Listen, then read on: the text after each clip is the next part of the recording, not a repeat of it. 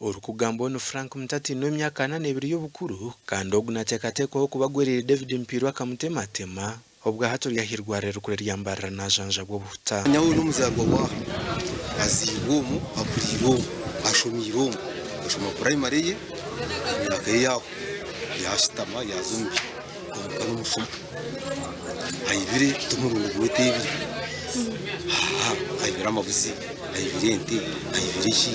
nagera mukanyije bunyizire kunza kwinjira za Rwampara nashanga Mpirwa yagize rata bamutwire ngo mutwira aho kaki abataka bwa nyuma yo kumanya makuru agabarjira mu mbera batahiranye na Mutati inotwire nayiha omutabani omukihome nuko kumwita hamwe no kucekereza ebintu itenka bebemeza itwaza kuciraho mukasheshe twashanga umuntu bamurire bamuisire kandi umuntu wembata suspecting ngo yita obwa hati ayirukire hati yara batombi ibintu mwenda kukantu mukwata atene cyayibe ati rero hati kahereza ukubija kuba mutemere nyecuro ati njya nabataka bamaya ngo Mutati nanwa yagirase ngo yamutema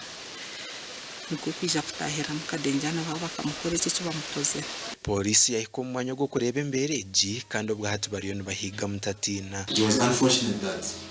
they took the law in their hands and cost life of the old woman and also burnt the house of the old woman and maliciously damaged the banana plantation. Gasha kwa Susan Charisima.